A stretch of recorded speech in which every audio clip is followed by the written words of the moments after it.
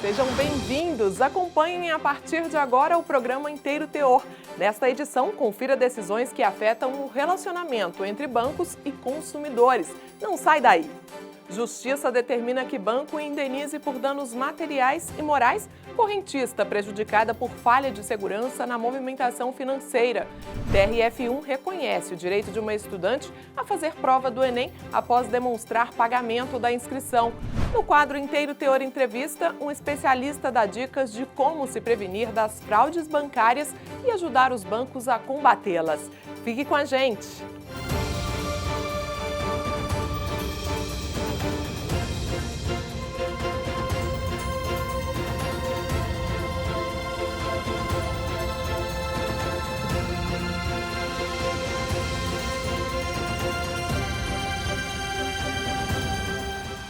A pandemia não só forçou os brasileiros a trabalharem mais de casa, mas também a realizar mais operações bancárias pela internet. Tudo isso levou a um aumento no número de crimes digitais. E apesar de muitas vezes parecer que o objetivo de um crime digital não é dinheiro, e sim dados estratégicos de empresas ou do governo, ou informações pessoais de prováveis vítimas, o produto final quase sempre é o ganho financeiro. Sendo assim, as instituições bancárias são parte importante nesse contexto.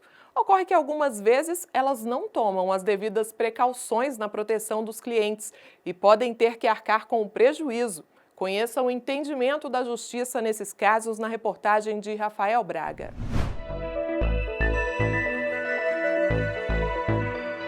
Os golpes financeiros estão no topo da lista dos cybercrimes mais frequentes durante a pandemia. Os dados são do Laboratório de Cibersegurança da PSAF, que desenvolve aplicativos e ferramentas para dispositivos eletrônicos. Segundo o levantamento da startup, no primeiro trimestre de 2021, foram registradas mais de 1.600.000 detecções somente no Brasil, o que representa uma média de mais de 17 mil ataques ao dia. Segundo a Federação Brasileira dos Bancos, a FEBRABAN, no período de quarentena, as instituições registraram aumento de 80% nas tentativas de ataques dos chamados phishings, e-mails que carregam vírus ou links e que direcionam o usuário a sites falsos. O golpe do falso motoboy teve aumento de 65% durante o período de isolamento social. Já os golpes do falso funcionário e das falsas centrais telefônicas cresceram 70%. Ricardo de Freitas Carvalho, advogado especialista em direito do consumidor, explica a que se deve esse aumento. Isso decorre por conta do grande aumento de acesso dos clientes das instituições financeiras aos canais digitais.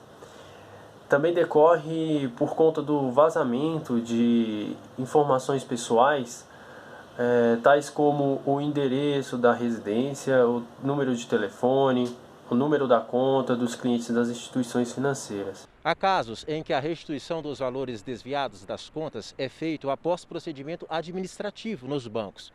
Em outros, porém, é preciso acionar a justiça, como em algumas hipóteses de falha de segurança.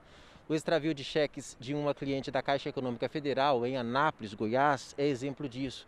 Depois de ter o pedido de indenização por danos morais e materiais negado em primeira instância, ela apelou ao TRF da Primeira Região, alegando que ficou impossibilitada de pleitear os direitos de recebimento do valor da venda de um estabelecimento comercial, porque, por erro do banco, o cheque sem fundo que garantia o cumprimento do contrato foi indevidamente entregue a outra pessoa. O recurso foi analisado e acolhido pela 6ª turma do tribunal, que condenou o banco a pagar R$5 mil a título de indenização por dano moral. No voto, seguido à unanimidade pelos demais membros do colegiado, o relator, juiz federal convocado Rafael Paulo Soares Pinto, destacou jurisprudência no sentido de que a falha na segurança legitimamente esperada pelo correntista, decorrente da ausência da adoção de medidas preventivas de fraudes praticadas por terceiro, com movimentação indevida dos valores e títulos do consumidor, caracteriza dano moral presumido, pois o prejuízo ultrapassa o caráter financeiro para invadir a esfera moral do indivíduo. Na avaliação do especialista em direito do consumidor Caetano Caltabiano, do escritório Borda e Santos Advogados, a decisão foi acertada. Ficou evidenciado na hipótese daquele processo a evidente falha na prestação de serviço da instituição financeira que, confiada pelo consumidor na guarda da sua cártula de cheque, extraviou a referida cártula e, pelo que consta do processo, entregou para um estranho aquela cártula, impedindo com que esse consumidor pudesse cobrar o cheque não pago. Então, ensejou, por isso, indenização por danos morais em um valor razoável para o consumidor, a fim de reparar os danos aos seus direitos de personalidade sofridos em decorrência na falha na prestação dos serviços da instituição financeira. Especialistas avaliam que a decisão do TRF da Primeira Região é um exemplo de que a ocorrência de falhas de segurança na movimentação financeira do cliente pode gerar indenização por danos morais, além da reparação material, mesmo quando os danos morais sejam presumidos. O consumidor deve ser indenizado não só pelo prejuízo material que ele sofreu, mas também pelo prejuízo moral. E prejuízo material seria o quê? Seria exatamente aquele valor que foi eventualmente sacado da sua conta de uma forma indevida, mediante atuação criminosa. E o dano moral é aquele dano que extrapola os bens materiais, que está dentro dos direitos de personalidade do consumidor e deve ser analisado caso a caso. E o que fazer caso você se depare com uma movimentação financeira estranha na sua conta? Aqueles clientes que, por uma infelicidade, se tornem vítimas de movimentações financeiras fraudulentas em suas contas, tem a obrigação de comunicar imediatamente à sua agência bancária e contestar aqueles lançamentos feitos na sua conta corrente. E além disso, esses consumidores eles devem demonstrar sua boa-fé e registrar um boletim de ocorrência na polícia para documentar o delito cometido por terceiros nas operações bancárias.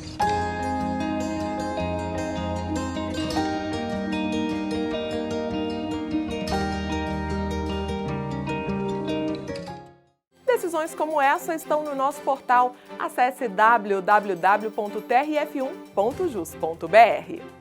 E veja a seguir: Justiça reconhece o direito de uma estudante a fazer prova do Enem após demonstrar pagamento da inscrição.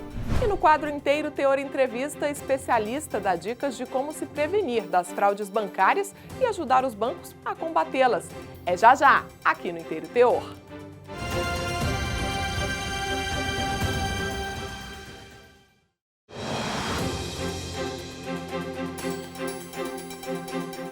Falhas das instituições bancárias podem prejudicar até quem não é cliente do banco, principalmente se o erro ocorre na hora de processar o pagamento de uma inscrição para concurso público.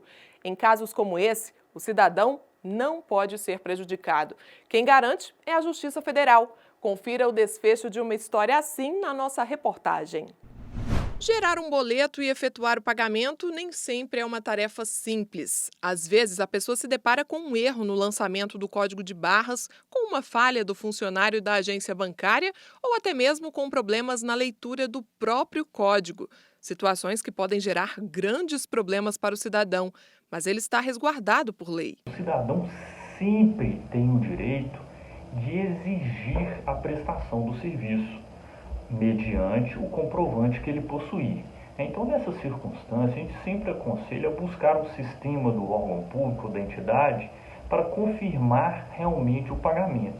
E se por acaso isso não ocorrer, a única solução, infelizmente, para o cidadão será buscar as vias judiciais previstas no nosso ordenamento jurídico. O advogado orienta ainda sobre a forma de pagamento que pode ser mais segura. O pagamento por cartão de crédito atualmente é a forma mais célere, mais rápida e eficiente para ter a comprovação do pagamento, pelo fato dos sistemas da operadora de cartão de crédito e da instituição financeira e entidade estarem muito sincronizados. Mas, infelizmente, acredito que a maioria dos órgãos públicos hoje não tenha utilizado nem tenha aceitado essa forma de pagamento. Na Bahia, uma estudante precisou entrar com uma ação na Justiça para garantir o direito de fazer a prova do Exame Nacional do Ensino Médio. Ela pagou a taxa de inscrição antes do vencimento, mas teve o pagamento estornado por falha no processamento do boleto no banco. O Instituto Nacional de Estudos e Pesquisas Educacionais, que promove o Enem, não aceitava a inscrição da aluna, alegando que o edital é claro e taxativo quanto ao prazo final, que é improrrogável. Mas, ao analisar o caso, a 6ª turma do Tribunal Regional Federal da Primeira Região destacou que o comprovante bancário demonstra que o pagamento foi feito na data correta e não se pode atribuir à estudante um erro a que não deu causa, já que a falha foi do banco. Diante disso, o INEP não pode impedir a jovem de fazer a prova do Enem. Como um cliente pode se prevenir de fraudes bancárias e ajudar os bancos a combatê-las? Confira no quadro Inteiro Teor Entrevista dicas de um especialista no assunto.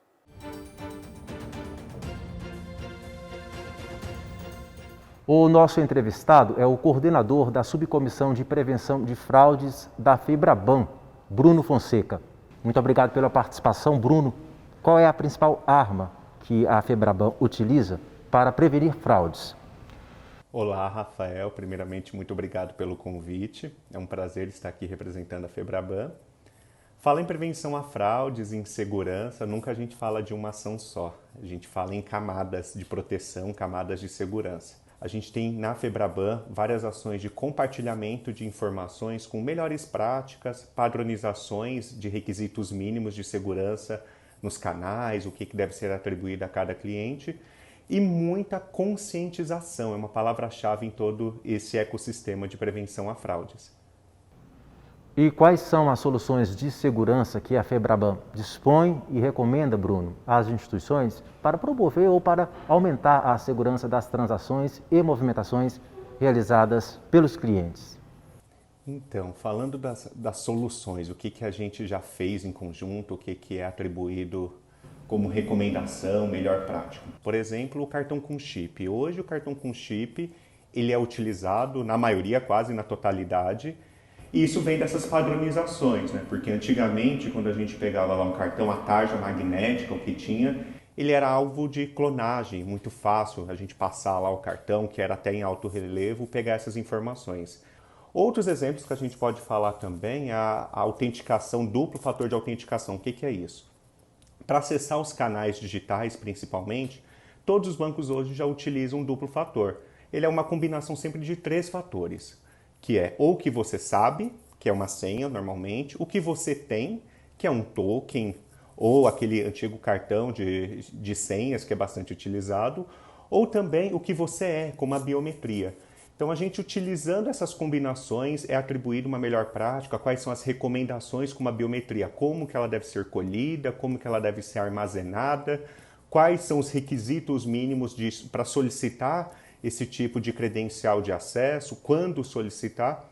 Esse tipo de compartilhamento que é o que a gente faz muito na FEBRABAN para que o cliente saiba diferenciar muito bem o que é o banco interagindo com o cliente da diferença de um engenheiro social, um fraudador, um golpista. Então, essa é uma grande diferença, porque a tecnologia foi implementada, mas precisa o cliente distinguir quem está fazendo essa conexão com ele.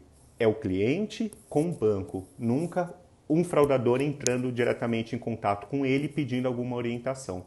E essas medidas de prevenção de fraudes têm surtido efeito? Sim, com certeza. Todas as medidas surtiram e surtem efeitos, né? A prevenção à fraude ela é construída em camadas e se não fosse todas as camadas construídas no decorrer dos anos, além de tecnologia, há atividade de conscientização também. Hoje a gente não teria o canal mobile ou celular como principal canal transacional. Isso é possível dada toda essa evolução que teve desde o início das transações financeiras por meio eletrônico.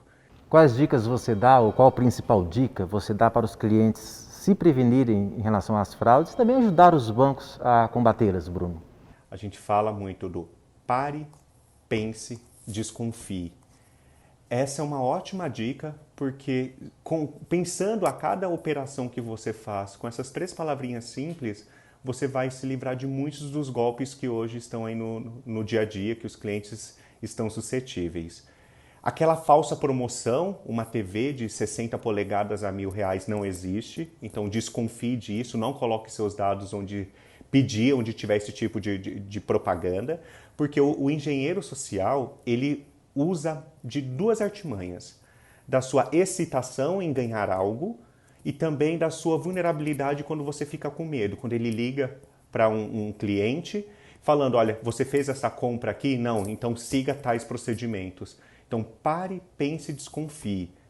a cada operação que você faça em qualquer uma das instituições financeiras, saiba exatamente o que você está fazendo, conferindo de ponta a ponta tudo o que está sendo digitado e confirmado até o comprovante. Bruno, mais uma vez, muito obrigado pela participação e deixamos espaço para as suas considerações finais. Obrigado, Rafael, por essa oportunidade.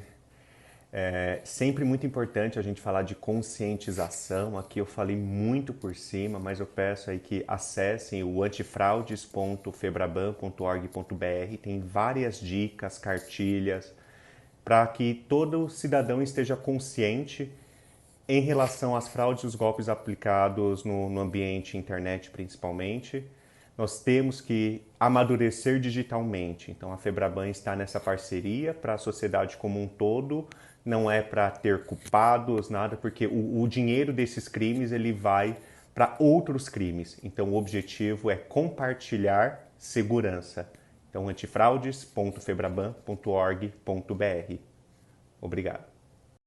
A gente termina por aqui, mas nosso encontro fica marcado para a semana que vem. Continue com a gente no nosso portal e nas redes sociais, Facebook, YouTube e Instagram. E eu te espero. Até lá!